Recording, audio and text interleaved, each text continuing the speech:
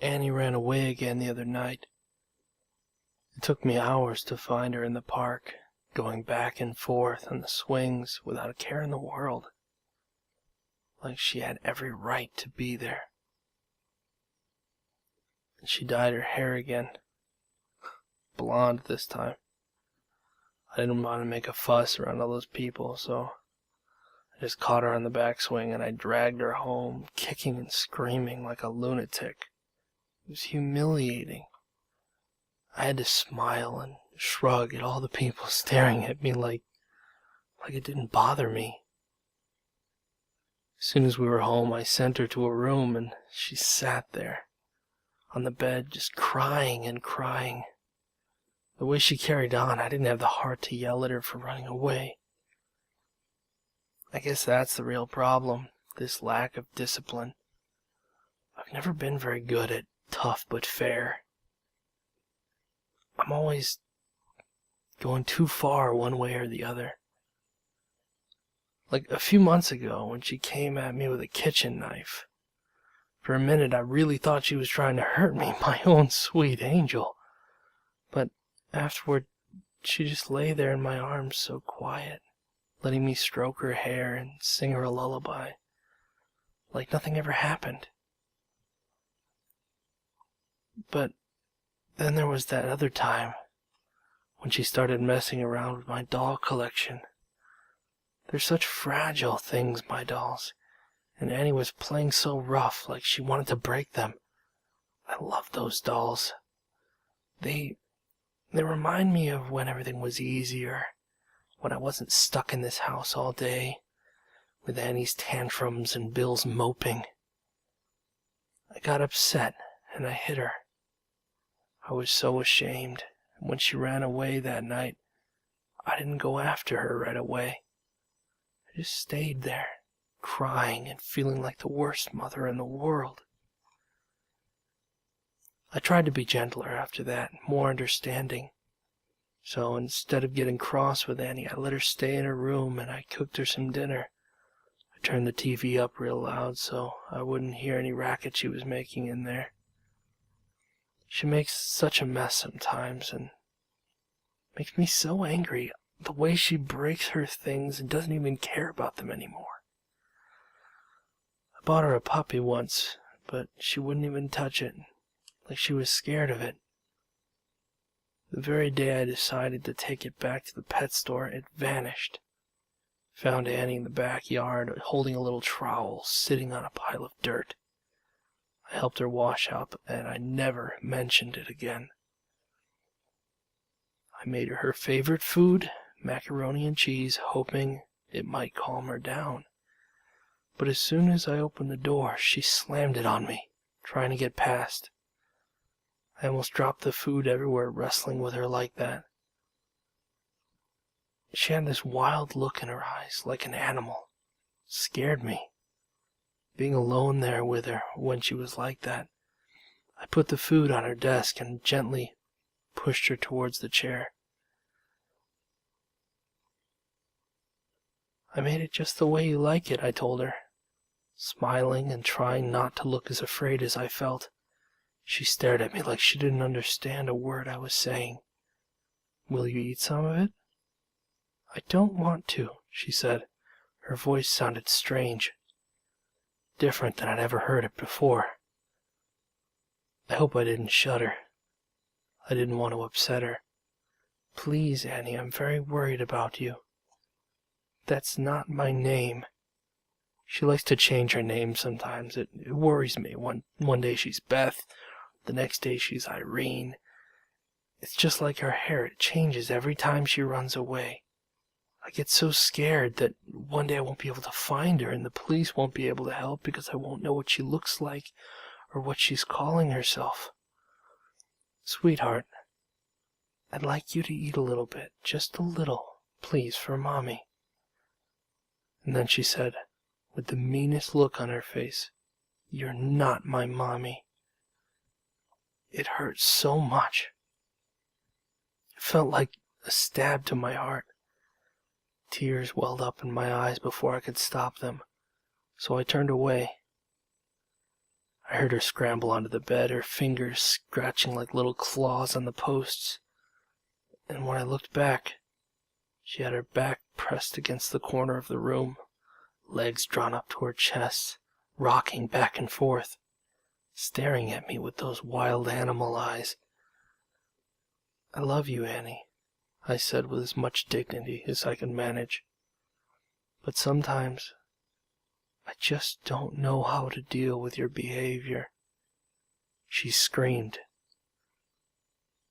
Just this one loud, long, echoing screech like a siren. Her mouth was wide open, but her face was blank. I covered my ears and I got out of the room and closed the door behind me. I had to collect myself before I could go see Bill. He's been so odd lately. I don't want to worry him anymore. I got a second plate of macaroni and brought it to the bedroom. That's where he spent all his time, lying in bed. "Honey, I made dinner." He didn't answer. Didn't even roll over to look. I picked up the plate from this morning, the food on it, untouched, and put the new one where he could reach it. "Annie's back. I found her in the park. She's pitching a fit in her room already." He must have heard the screaming. I always tried to keep her quiet. Told her that Daddy needed to rest, but she never listened. Sometimes I wondered if he could even hear. He never got up to see what was wrong.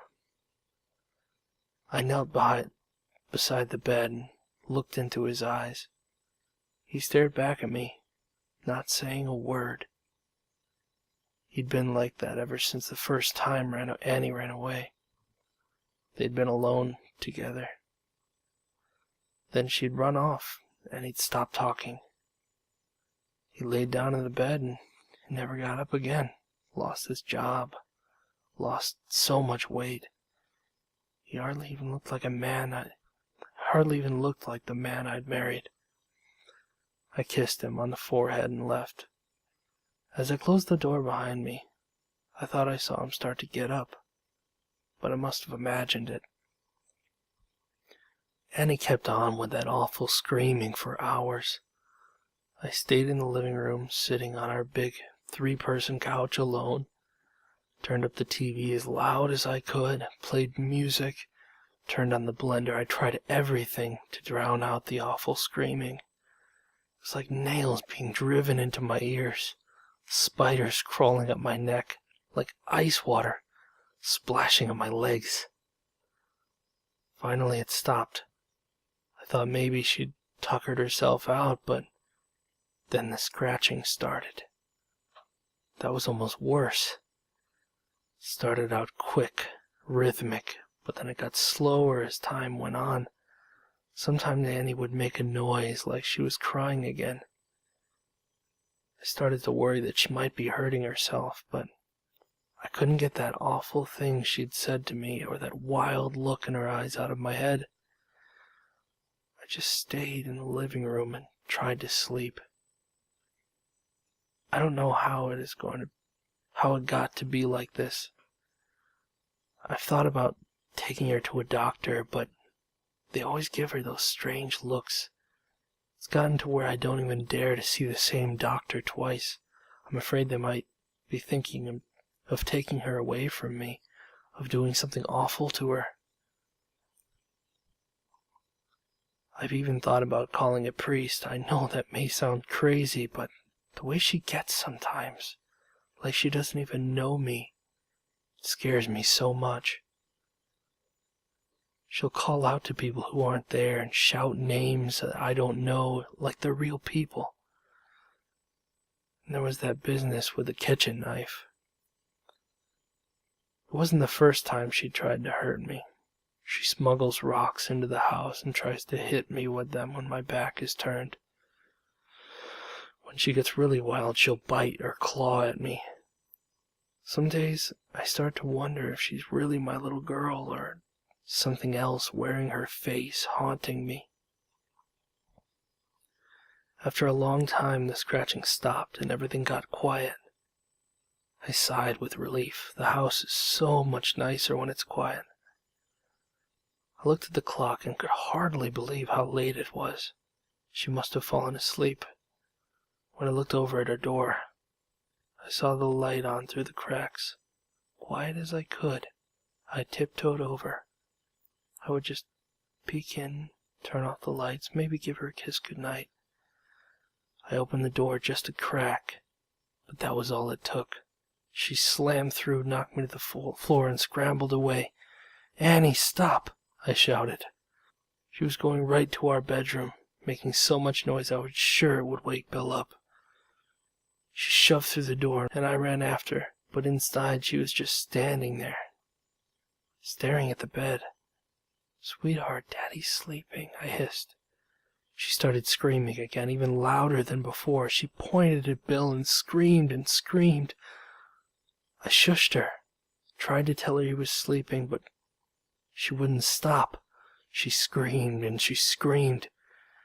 The sound pierced through me, tore apart every nerve in my body. I covered my ears, scratched at my face, and soon I was screaming too, just as loud as she was. I took her up in my arms and we screamed together. I hugged her as tight as I could, squeezed her to me, wishing I could do something, anything to make it stop. I held her so close I could feel her heartbeat. How soft and quiet it was, growing quieter and quieter. She stopped screaming, there in my arms, and soon I stopped too. I sank to my knees, holding my little girl in my arms, stroking her hair. I don't know how long we stayed like that in the dark of the room. I looked down at Annie, but it wasn't Annie at all. I was holding one of my dolls. I must have fallen asleep, holding her there, and she snuck away and put a doll in my arms instead. It was a funny doll, one I didn't remember having. It had such lovely blonde hair. I felt so silly holding that doll for who knows how long. I got up and I carried it to the closet where I keep my other dolls, and I laid it in there. There were so many dolls, and they were so big, I was starting to run out of room. But I couldn't throw them out. They were so pretty. Such lovely little dolls. They all looked different, but every single one reminded me of Annie. I checked around the house, but she was gone. She must have been very upset and run away twice in 2 days. I got my coat on and got ready to go look for her again. Before I left, I went back to the bedroom and checked on Bill. Somehow all that noise hadn't bothered him at all. I touched his forehead, but he didn't seem any different. My fingers stuck a little bit, and there was some funny green stuff left on them afterwards. I wiped it off on the bed and said goodbye.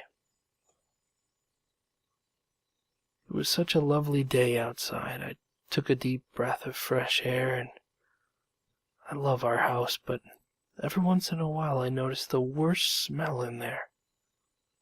Somewhere off in the distance I hear the sound of children laughing. It was so nice to hear after all that awful noise last night. Maybe Annie thought so too. I followed the laughter.